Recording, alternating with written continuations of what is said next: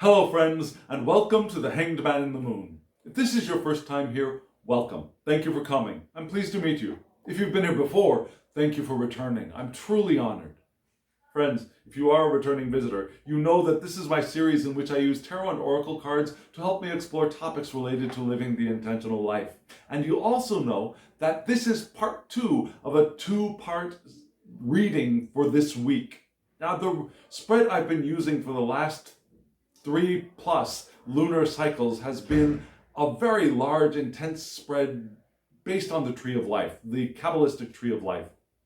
And so it takes 2 parts, and this is part 2. And just in case you have not seen part 1, I'll put a link up here, a card up here for you to hop over and watch that one first, because it will help you to understand where we have coming from before we get into where we're going. And just in case you have seen part 1 already, but it's been a while, and you want a little bit of a refresher, let me remind you that we started off at the very top in Kether with the 3 of Wands upright, which gave us this idea of success with teamwork, but our being at the forefront, being the leaders of our success, and the harbingers of good fortune and Jupiter and good luck and expansion. But we moved right into a warning that in our success there is the potential for the negative reactive beast to emerge from the depths when we are distracted by having succeeded in something or some things. And we moved through the tree to Tiferet, where we were reminded we would benefit from incorporating our inner Virgo, from being a little critical, analytical, and careful and discerning about where things are going and organizing things and keeping things in their proper places. So friends, here we go. We're about to jump into the second part of the reading, and the first thing we're going to jump into is the second downward pointing triangle, which is the etheric triangle or the ethical triangle. So here it is.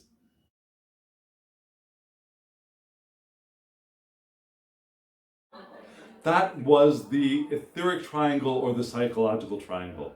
And you saw, starting in the upper right-hand corner, in Netzach, we had the 9 of Cups. Yeah? And we moved from Netzach into Hod, where we had death. Yes, the death card appears. And then down in Yesod, we had the 10 of Wands. Moving down in, finally, at the very, very bottom, an oracle card which points us towards the 4th house, which is Cancer. Now, do you recall, we saw Cancer at the end of at the end of the first part of this video, this 2-part video.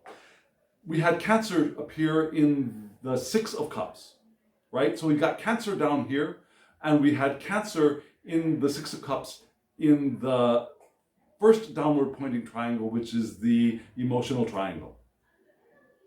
So we got Cancer here, but we've got a lot of fire in this overall spread, right? We had a lot of Sagittarius, Leo, Aries, Mars, and solar energy. A lot of Martian and solar energy is running throughout this spread, and we'll see more in this section as well. And in fact, we're going to see some right now as we move into Netzach, as we start with Netzach. And Netzach, what is that? That is perpetuity, it's victory, it's endurance, it's triumph over obstacles. When I look at both Netzach and Hod, the pair in this triangle, I see both of them related to 2 things. One, it's the way that we interact with obstacles. Now, Netzach is the happy pillar of mercy where we triumph over our obstacles. Now, Netzach and Hod are also the legs of the tree of life. Yeah. Chesed and Gevral are the hands that form. Netzach and Hod are the legs that give motion forward. So here in Netzach, in our triumph over obstacles, we can begin to feel and comprehend and experience the energy that is moving into manifestation. And as we are able to do all of those things, as we are also able to overcome our obstacles, we can also ask ourselves, how can we receive the divine message that we're feeling moving into our experience? And also, how can that message be implemented? And the answer to those questions and how we overcome our obstacles was the Nine of Cups. And here it is, the Nine of Cups. And the Nine of Cups, you can see, it's 9 cups in this deck. You can see that we have, up here, we have Scorpio and we have Pisces. And then at the bottom, we have Pluto. However, the way I read this deck and this card, I read more classically, more Hellenistic astrology.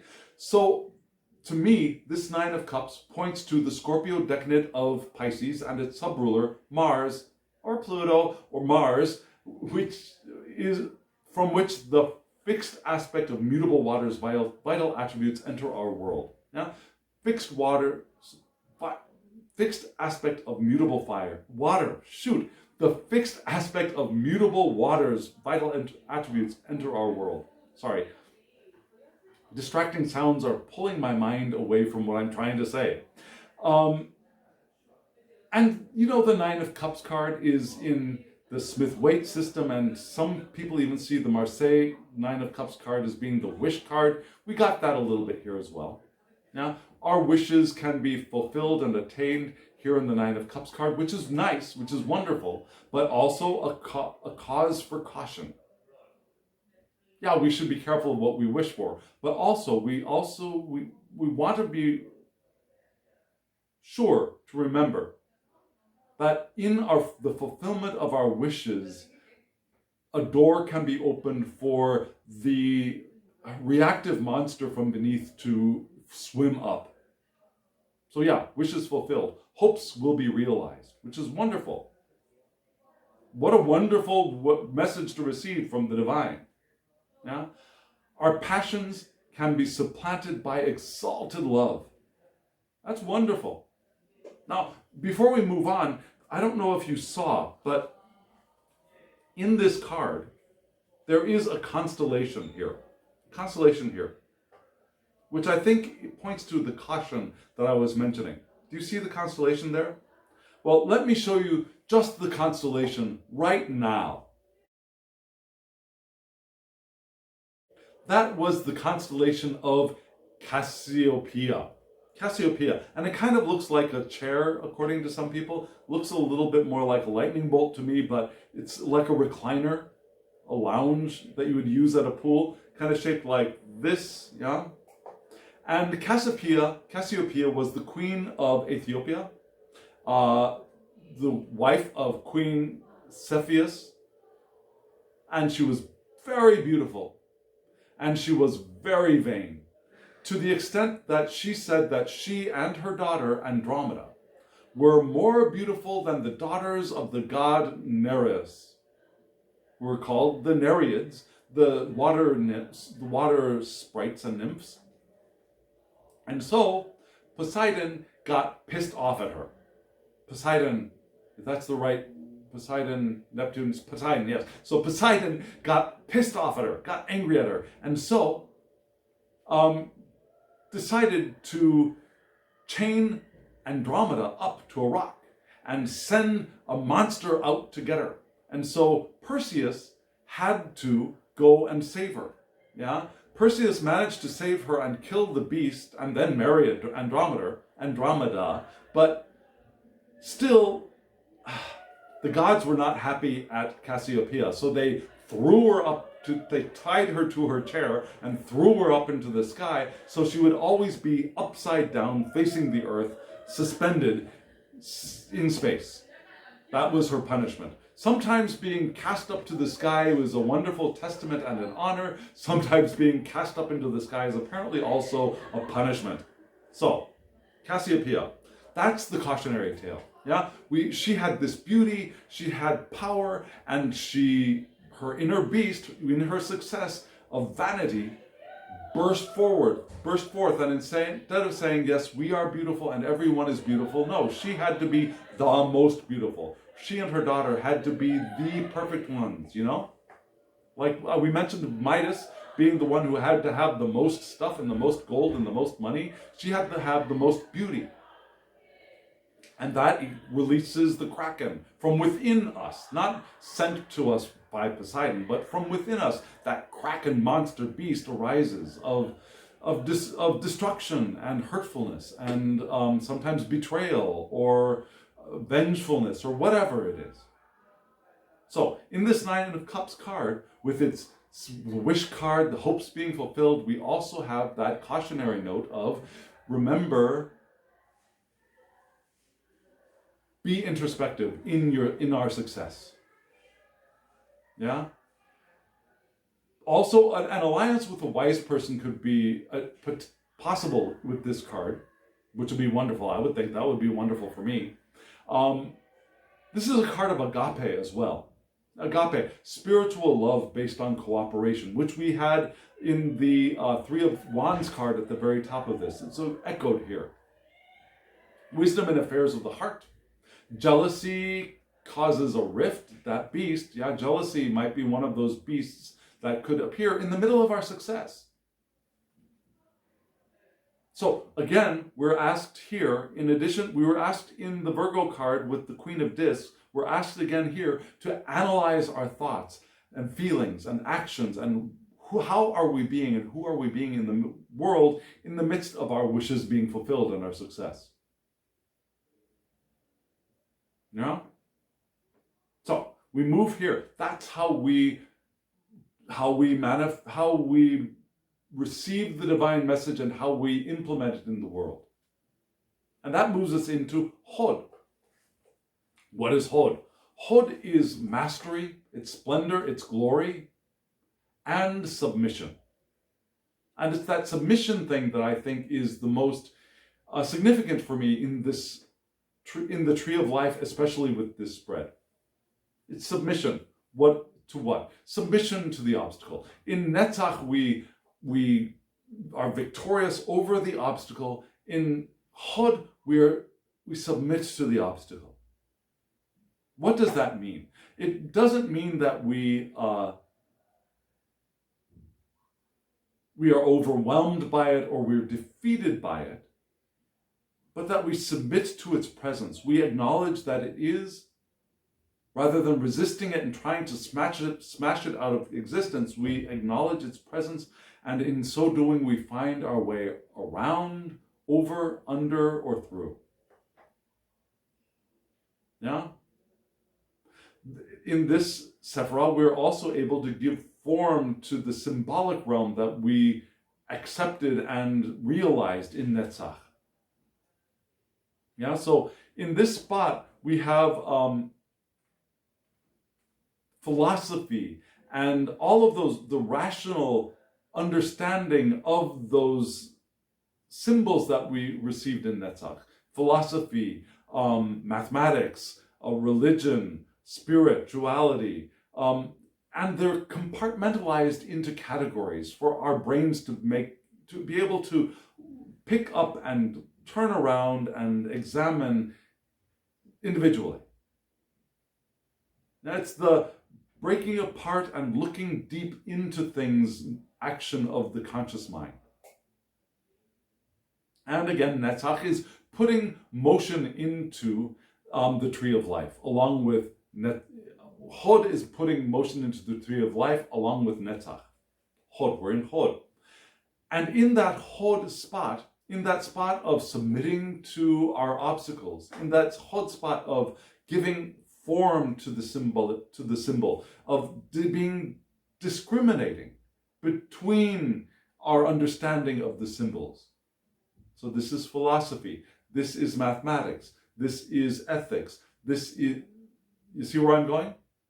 In that spot we have death, which is the cutting of things, right? The harvesting of things. And this is a beautiful card. Do you notice that rainbow here in this card? This is not the death of what ends and of what am I trying to say? This is not the death of hopelessness. This is not the death of void and pit. This is the death of harvests, of transformation, of the psychopomp moving us from one life into another. So, and you'll also notice that in this deck, we got up here Aries, right? Because in this deck, death points to Aries, which is the domicile of Mars, of course. We got Mars again here. Yeah? From which cardinal fire's vital attributes enter our world. We got Mars and Aries again here. And death being the 13th card gives us the Hebrew letter Mem, which is the letter which indicates womb, which is interesting because here we are on the mother pillar, right? Even though it's a fire card, this fire card points to a womb. Waters of life. In this Aries Martian card, we have the waters of life. Interesting, yes? Also, the waters of death, right? We think of, sometimes we can imagine death as an entrance into an ocean,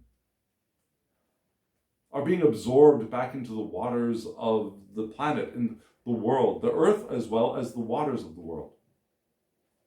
We also have a rune for the 13th rune being Isaz, which is a yew. Yeah, a yew tree, a yew, not a yew, but a yew tree, from which bows were made. And we also have the ideas of wisdom and endurance. Yeah, we had endurance in Netzach, but also in endurance. Endurance is indicated here in the death card. Initiation, an initiation into a new life. The end of an old and an initiation into the new, here in the death card, which is wonderful. So this is the path of transformation. Yeah, the path of moving above materialism and the path of moving past selfishness. Now, a new door has opened for us here, a new venture. Now, there could be a possibility of impulsiveness here, right? Mars is impulsive. So that impulsiveness can be good, it can be ungood. And so we want to be careful of, okay, there's this impulse and I want to follow it, and I might begin following it as I'm very discerning about the direction I'm going in.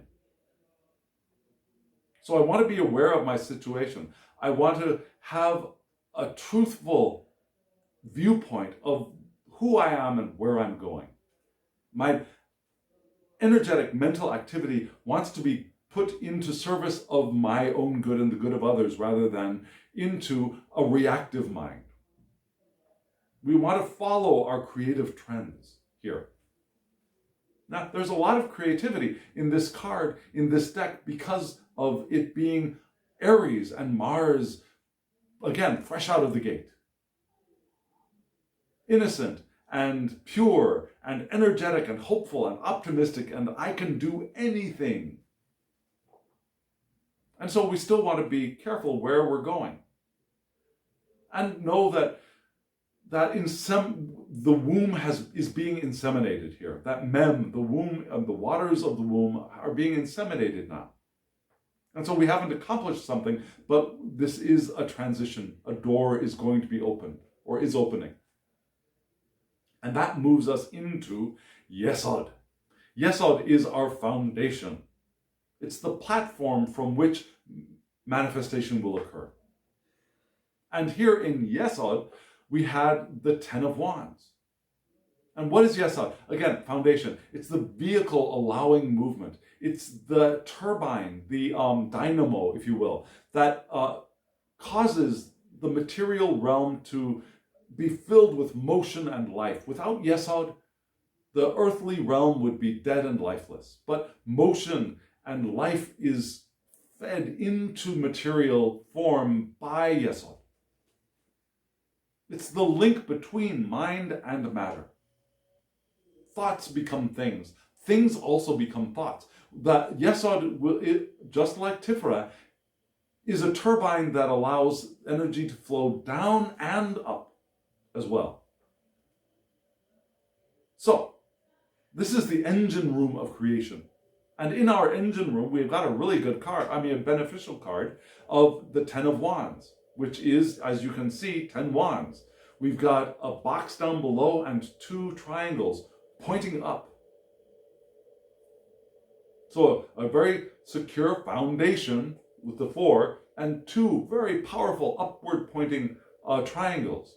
And the association here, you can see the picture, is a lion, because the 10 of wands points to Leo, which is the domicile of the sun, from which these fixed fire's vital attributes are entering our world. So here we have invention or discovery, that leonine thing, new business methods, new ways of behaving in the world and being in the world and doing in the world, especially doing in the world. Perhaps a change of status, an alteration in our conditions, the conditions of what we are doing is possible here. There could be unconventional trends that are affecting us and our reputation for either good or ill, so we want to, again, be sure, how are we being in the world here, in this very successful card? The new is going to replace the old, especially flowing from this death card. The new is replacing the old, and here that is emphasized in the 10 of wands. And so we want to take the initiative to maintain balance here. Even if we get unexpected honors, even if we get a change in status, a rise in our position, even if we get new stuff, we want to be sure that we are balanced and we don't get knocked over by the good stuff, because sometimes we get knocked over by the good stuff. We want to be careful that we don't go into automatic mode. Yeah? There is the potential for, in this card, of moving into automatic or unconscious modes of behavior. And we don't want that. We want to keep the light of the sun and the playfulness of Leo, the generosity of Leo, the showmanship, showpersonship of Leo as well. And avoid those less noble attributes that Leo can sometimes fall prey to, of being demanding of attention and being sensitive and overly sensitive to being ignored or not being given enough appreciation. If we're successful, we don't get all of the awards and the pats on the back and the praise and the parties of celebration that we think we deserve. Maybe that could be another reason that beast can appear from below, is because nobody's effing paying attention to this wonderful thing that I have done or created or experienced or all of that. Right? So here we go. Be the lion of joy and playfulness and generosity, and be careful of demanding other people's attention and reacting to not receiving as much as we might think we deserve. So this is going to move us right into Malkut. Malkut, that is the physical plane, that is the earth, that is the kingdom. This is the bride to Tiferet. Yeah. The mother and father, Hokmah and Binah are the mother and father, the king and queen perhaps, and they get married, technically, they do, the alchemical marriage, and they birth a son, they birth a child in Tiferet, and Tiferet child marries Malkut. Tiferet child, male, female, non-binary, transgendered, whatever, all of those things. We are all, whatever we are is part of Tiferet, and whatever we are is part of Malkut, which traditionally has been seen as being the female, but it's female, male, not all of that. So, Tiferet child marries Malkut. So this is the partner of our heart. This is Shekinah. This is the feminine divine that has created and manifested the material realm. the world. All of this stuff, which we love, right? I hope we love. We love being here in these beautiful bodies that we're co-creating, enjoying these lives that are flowing with powerful intention. That's what Malkut is. And in Malkut, we got the fourth house of Cancer. I mean, great card, but more than the art on the card, it's the system of this oracle deck of having houses and signs and planets and asteroids and phases of the moon all together in a wonderful oracle deck. And here we have the fourth house, which is associated with Cancer, which is the house of childhood, of family, of home, of our roots, like our ancestors, that kind of roots. So this card in this deck is perhaps showing us that it's time for us to reconnect to our roots.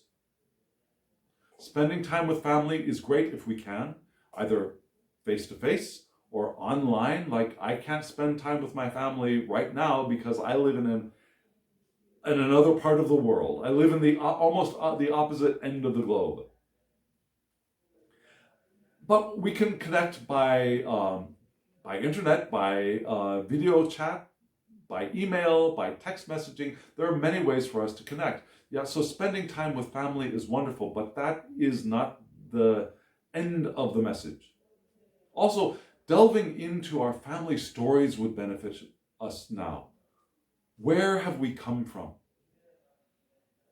It helps us get in touch with who we are as part of the story of our family's move through time-space. Do you know any of the stories of your family, of your grandparents, of your great-grandparents, of your great-great-great-grandparents? When did your family move to where you are living now? If you're like me from the United States, when did your family immigrate to the United States? Or where was your family there before all of these crazy people started immigrating to and taking over the land that you were living on? Or when were you dragged from your house and forced to come here? Yeah? Whatever it is, do you know how your family has come to be where you are?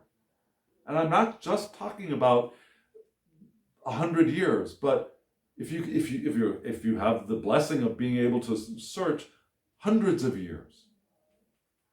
If you even have more of a blessing, thousands of years. Can you go? How far back can you go? As far back as you can go, that will benefit you.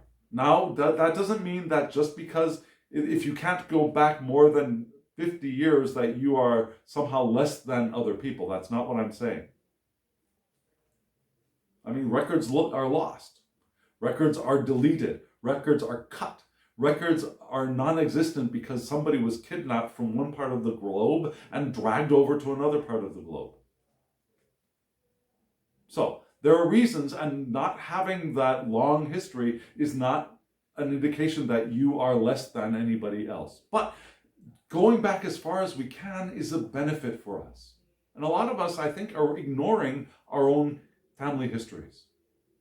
So this card is helping us to remind us that taking the time to learn not only the history of ourselves and our parents, but as far back as we can get, helps us understand who we are and who our family is and why we are the way we are and where we are.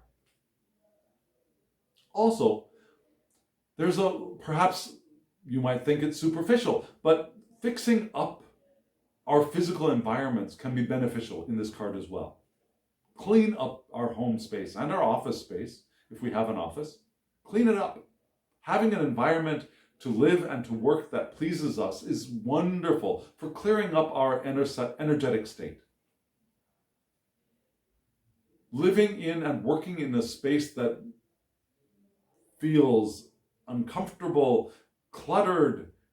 Now, I'm not saying you need to live a super minimalist life. That's not what I'm saying. I mean, if you want to, you can. That's great. But that's not what this card is saying. This card is saying that we want to make sure our environments match and are suitable for our inner evolving being.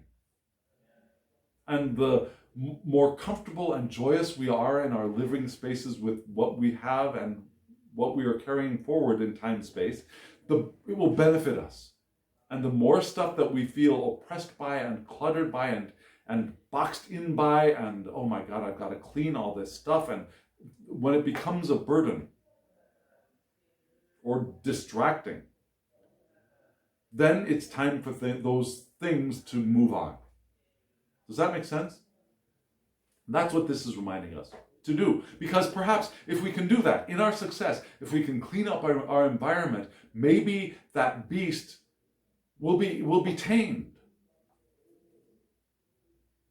Right? Sorry, allergies. Maybe that beast will be tamed.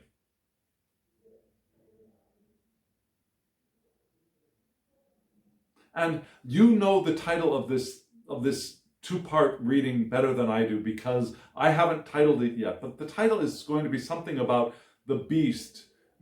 Maybe I haven't decided yet. The beast, is it the beast from In Success, or is it Taming the Beast? I don't think it's going to be Taming the Beast. But although Taming the Beast, I think, is where we land. And one way to tame the beast is to understand ourselves and our lineage, and to clean up where we are. To clean up our physical and therefore energetic environment. That makes sense, right? If it does, let me know in the comments below. If it doesn't, let me know in the comments below. I'd love to hear from you. Okay, friends, so that was the triangle, the last downward pointing triangle. So what are we going to do now? I'm going to show you the whole tree. And we're going to read the tree in 3 different ways. We'll read the mother pillar flowing down, the father pillar flowing up, and then the lightning path going down from Kether to Malkuth. Here we go.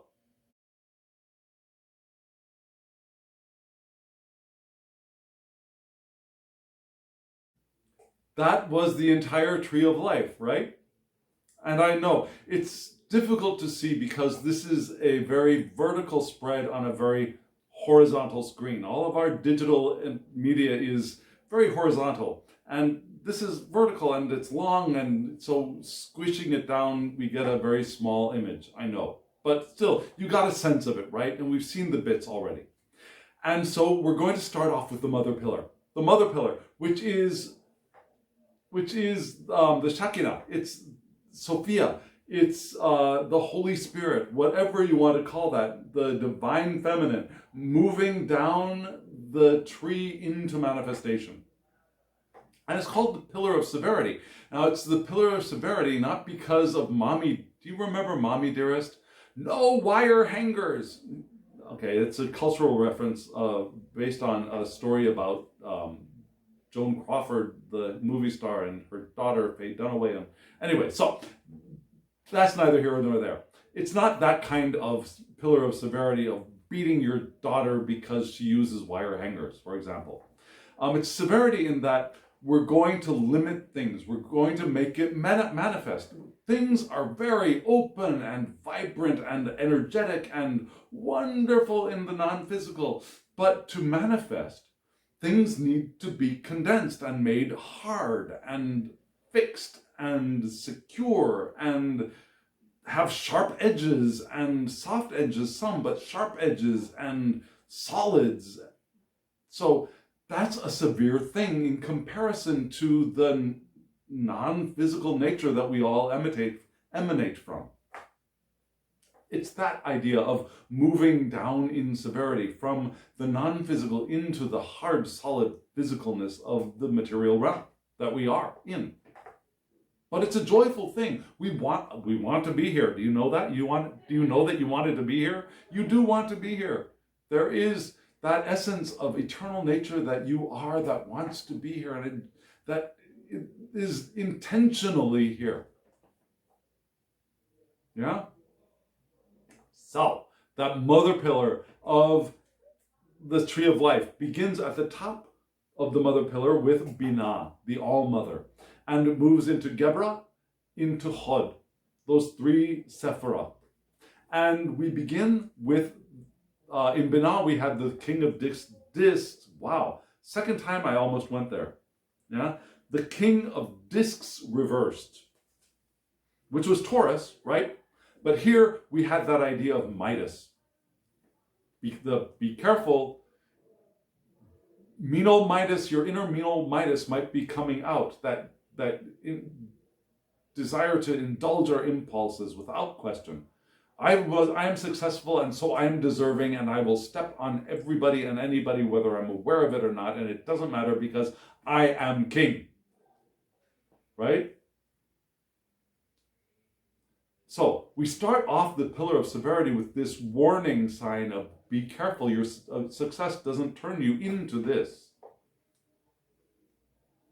And so we move from that into Gebera, of severity, of restriction, of bringing things together. And in that spot we had the Six of Cups. So we move from that into beneficial partnerships, that we will benefit from our emotional connections with others. Our magnetism will draw other people to us. We don't have to go out and search for people. Our magnetism will draw people to us in our success. And we can utilize our creative imagination. We got some success, but instead of grasping for more, we can creatively imagine how we can evolve from here. Now, there's a fertility of ideas that is available to us in our success. And our resourcefulness can bring harmony to our living environments, to our home, which is important because, remember, we're going to land in home in the Cancer house in Malkut, in our manifestation.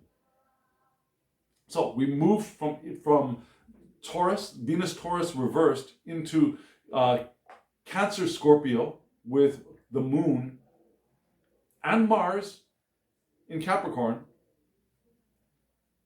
into death with more Mars in Aries this time, right? But this death has a rainbow. We got a pot of gold, hopefully, at the end of this rainbow.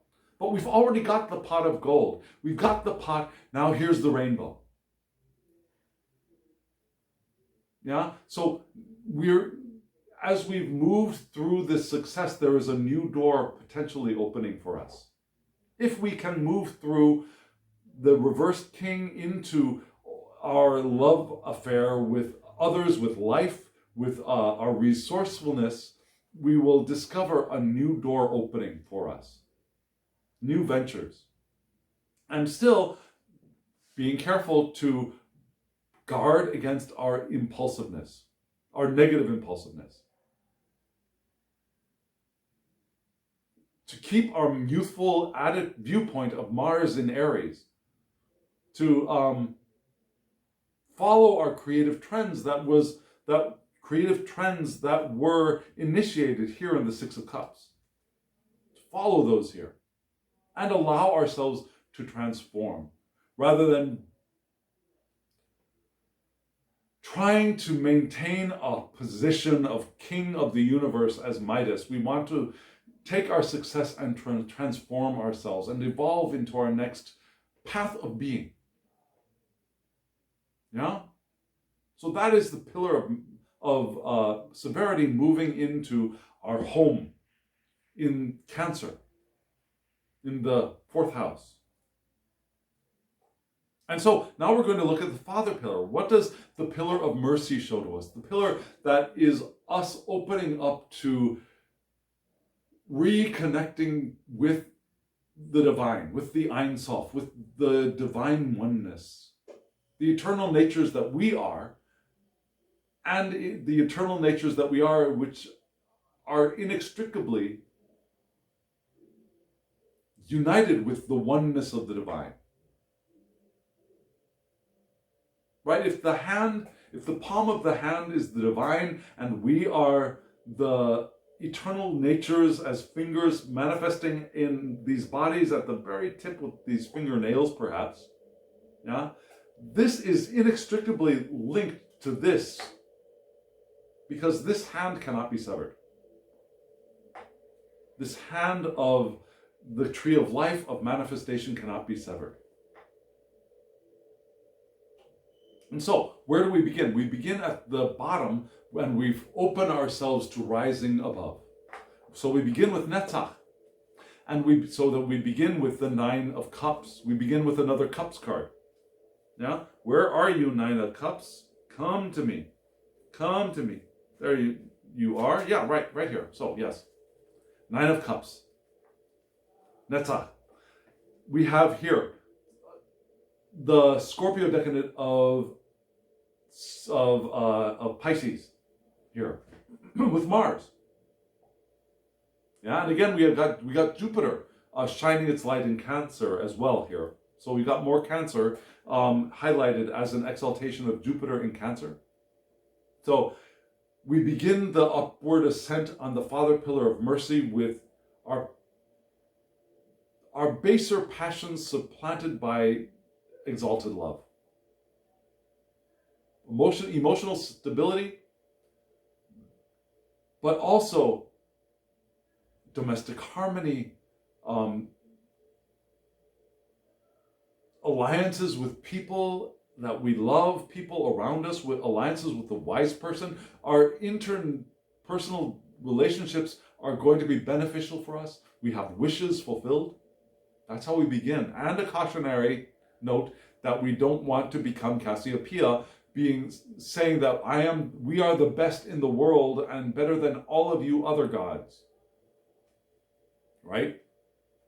So this is where we begin. And we move from the 9 of Cups up closer to the divine by moving into the 5 of Wands. Dot. Right? Dot. Where are you? Dot. Where's this dot? Where is this dot? Dot. 5 of Wands. And here we have the Sun in Capricorn as a complement, but Sagittarius decadent of Leo, fire. So we move from the Scorpio decadent of Pisces into the Sagittarius decadent of Leo, with good fortune, social activity benefiting us and what we are doing in the world. We getting goodwill from others as we are successful. And our success gives us insight into what we are doing in the world as well. So we start from wishes to opening ourselves to better interpersonal relationships and to good fortune and to better insight and to potential for more. There's a lot of potential impulsiveness in this spread. And some of that impulsiveness is good, will be beneficial, but we want to be aware. Where is this impulse taking us? Doesn't mean to every impulse we want to say, nope, I got to analyze this first. That's not what we're saying. It means, yes, I feel this impulse and I start following it. And as I'm following it, I'm careful to note the direction that I'm going in. I'm clear and I'm aware as I follow my impulses, as I live impulsively. And when I notice that that impulse is taking me into an alley that I've noticed was detrimental to me before, then I back off. Yeah? So we move from this 9 of Cups up to the top. Here I am, Divine One, Lord, Master, Mistress, whatever we want to call that, Divine Ein Sof. And there we land in the Hermit reversed, right? Which is the Sun and Leo, but the dark side, right? But be careful. Remember that impulsiveness could lead us into the dark. Our fears could take over us, even in the middle of our success. Our subconscious and regressive tendencies, let me say this more clearly. Our regressive tendencies that reside in our subconscious could arise and take over. And that doesn't only happen when we're having a hard time. It can happen in the midst of success. And so, this is what our blessing is here, with the wishes fulfilled in the 9 of Cups. We want to allow ourselves to notice that we can become the hermit, but we can become the hermit reversed. Or we could turn it back upright and become the one who has risen above the instincts. Not that the instincts are bad, but are no longer controlled by the instincts. That the instincts are there, and we pay attention to them when they're useful, because our instincts are useful to us. They keep us alive, generally. But we don't want them to take over our lives and be the ones running the show. We don't want them to become our stage managers. We want them to be our grunts, right? The ones that shift the scenery when we're taking a break between acts. But we don't want them to run the show. So we can be aware and conscious and turn that hermit right side up, which would be a wonderful thing. And in this deck especially, the hermit is not the one that hides out from the universe like we've been suggested to do in the last few weeks. This hermit is Leo. It's the sun in Leo. Is ready to shine the light of the sun on others. All of this wisdom that I've collected, I'm ready to share with the world. Playfully enjoying it. New life. Clarification. Come, watch the show. Right? That's possible. So, that's what these two pillars are telling us. Now we're going to go into the the lightning round. Well, yeah, the lightning round, the lightning path. And so, let me make sure my cards are in order for us to read this. Now we've seen the bits and pieces. We're bringing them all together right now. So we start off with the Three of Wands. Success, right? Teamwork, success. We're at the front of the team. We're the forerunners. We're helping to carry our group forward. We are successful. We've got good luck. We've got breakthroughs. We want to be attentive to what needs doing, of course, but we're there. We're the harbinger of victories. Mars is shining its fiery, naive, optimistic light in Capricorn, and we're doing good work and we're being successful. And then we want to be sure that we don't let our negative, regressive instincts take over. So that's the thing we learned, that in our success, that there is this possibility of that negative, those regressive things that we've been pushing down and keeping in the shadows because we don't want it to show, they can now pop up because we're distracted by all this success. And then boom, Jack in the Box pops out of the box and starts the negative instincts take over, our fear, our hubris, our whatever. And that moves us into, then we might become Midas. It's, yes, more, gimme. That's mine. Gimme. Get out of my way. Stomp on everybody around me. Right? That's possible. And so we move into psyche. Dot. We move into dot. And what is dot? Dot, like I briefly touched on this, it's the void. It's the void. It's the spot that is left over when the tree of life fell. And what was up there, Tiferet was up there, and now Tiferet drops down. So did Yesod drop down. So did Malkut drop down, leaving this spot, this void. And this void is named dot. And some people say, don't read dot, but I'm reading dot. Dot is left, and dot is knowledge. Information kind of knowledge. It moves from Kether, the crown, into our wisdom, and from wisdom flows our understanding, and from our understanding flows knowledge.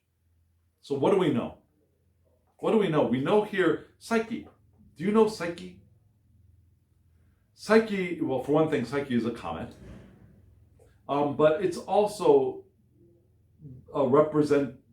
based on, or the name comes from, the the lover of Eros, right? Aphrodite's son, Eros, falls in love with Psyche. And Aphrodite doesn't really like that. So, but Psyche is the partner of Eros. And Psyche is the asteroid of passion, of empathy, of sensitivity. of psychic awareness, beauty, and kindness. So these are all attributes that we have. Do you acknowledge that? Do you acknowledge all of those things? Your passion, your empathy, your sensitivity. Whether you know it or not, it's in there. Your psychic awareness. Whether you know it or not, it's in there. Your beauty, your kindness. All of that is wrapped up here in the psyche. Now, here we might want to check other people's expectations of us. We want to be sure that we're not internalizing what other people expect us to be, what we should be, what we should do. Because that internalization could be part of that monster that is rising up from the depths in the midst of our success. We have heightened intuition possible to us here, if we allow it.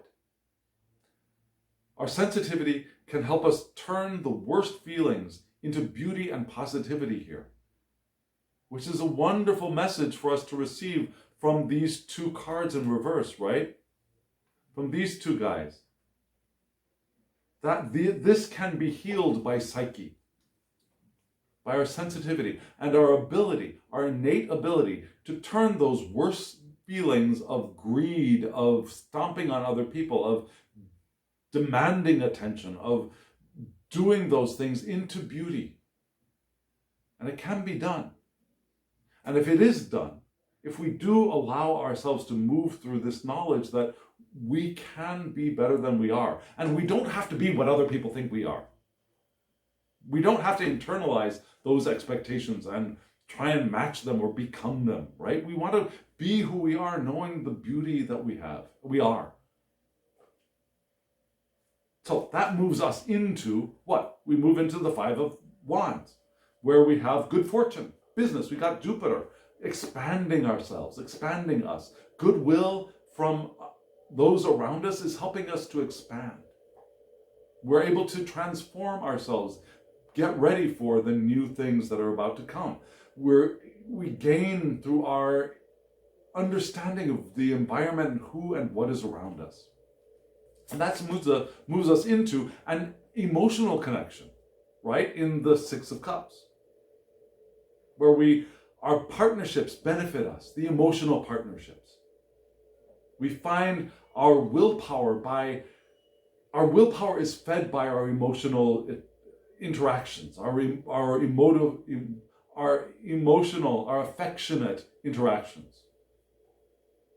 And our personal magnetism will attract more fortune towards us, more people towards us.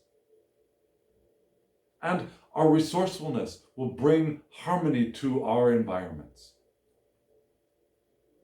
We want to be careful of our wild temptations. We want to be careful of that Hermit reversed and the King of Discs reversed. That is reminded here. But still, we have all of this potential attraction, sexual and other attraction. And that moves us into the Queen of Discs, which says, okay, so we got all that wonderful, passionate fire, Six of Cups, emotional connection and attraction. And so let's get it organized. Let's get our shit together. Right? We love to deal with the facts. We're studious, we're scientific, we're mentally alert, and we'll put things in their boxes and we'll arrange things so things are orderly and well placed, and that we can work with them. We can see the path forward. We can see the path forward, and that leads us into the Nine of Cups. And the Nine of Cups is, okay, so then our wishes are fulfilled, more success. Yeah, our hopes will be realized, more success. And yet, even above that, our love will be increased. Our affection will be increased. We'll have more emotional stability because we've moved through the tree of life. And we haven't skipped a step. We'll have the potential for agape. And in that, we have death, which is usually considered a water card, yeah, but here we have it being fire, Aries and Mars. Death to the old, transformation into the new. death of selfishness, and rising above the materialism which was potential in the King of Discs reverse. We rise above that now, and we are the new. We have new ventures, we have new situations, we have a fresh viewpoint. And impulsiveness is potential, but we can move beyond it. We don't have to be guided, we don't have to be controlled by our impulsiveness. We can follow it if it seems good for us, but we're not controlled by it. Which moves us into the Ten of Wands. Leo, sun, brightness.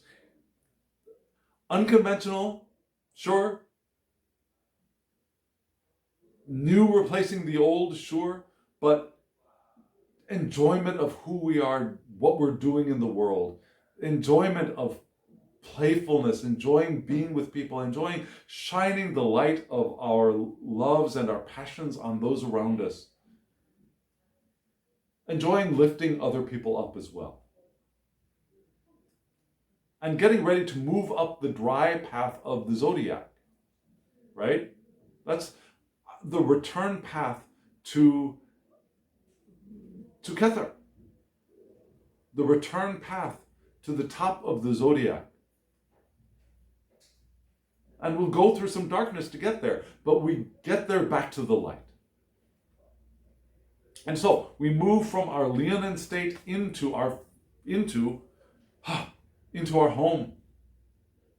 Into our home of family, and whatever that family is, biological family, selected family, family of friends, family of tribe, whatever that is. Into our family and our personal histories and our lineage histories, whatever that lineage is. And that lineage doesn't have to be your biological family if you don't want it to be. It could be your lineage history of, I don't know, a coven if you were part of a coven. It could be your coven's lineage history. It could be the lineage history of whatever group you most believe that you are part of, you are your family. And cleaning up our space, our actual physical space, will help us too. And that's where we land. We land in cleaning up our space and learning who we are and how we got here. And interacting with those people around us that we consider family. Does that make sense? Our success can breed more success as long as we do the work of cleaning up as we go. And I think, cleaning up as we go. Maybe, I don't know. Anyways, maybe cleaning up as we go. Maybe cleaning up as we go. Maybe that is the title. I think that's going to be the title, cleaning up as we go. Okay, I just decided, yes, cleaning up as we go. That's going to be the title for this video. Okay, friends, here we are at the end of the video. You knew the title before I did. We just read the whole spread. There are other ways to read this spread. If you're interested in finding out other ways to read this Tree of Life spread, comment in the description box below. Because this is the last time I'm going to be using this spread for a while. I'm moving on to a spread that I have developed from the Tarot of the Holy Light by Payne-Towler's Ace of Wands card. I finally decided to sit down and meditate on that card, and I think I found a spread that I like and that I'm going I found a spread revealed itself to me that I like and I think works pretty well. I'll do a walkthrough of that spread probably very soon, probably before the next large reading of that spread. I'll try and do one this week. So that's what's coming up. So in just a moment, there will be a short video that gives you the names of these decks and the names of the creators. Remember that. Stay tuned for that if you don't know it already. Also, the names of the decks and the links to the decks will be in the description box below. You can buy one or almost all of these. One, again, is out of print. I'm very sorry about that. Also, hit the thumbs up button. It helps the channel. It really, really does. And subscribe if you haven't subscribed. And ring the alarm bell so you get notifications of when I upload videos. Also, comment below. I would really, really love to hear from you. If you want a reading from me, my email address is down there below. Go look for it. thehangedmaninthemoon@ gmail.com. Shoot me an email. We'll get you a reading, whatever kind of reading you want. Big, small. I do small readings, believe it or not. I can do a 3-card reading if you want.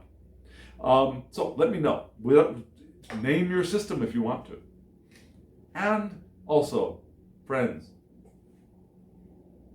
remember, now, as always, I wish you love, joy, well-being, and pure awareness. Thank you.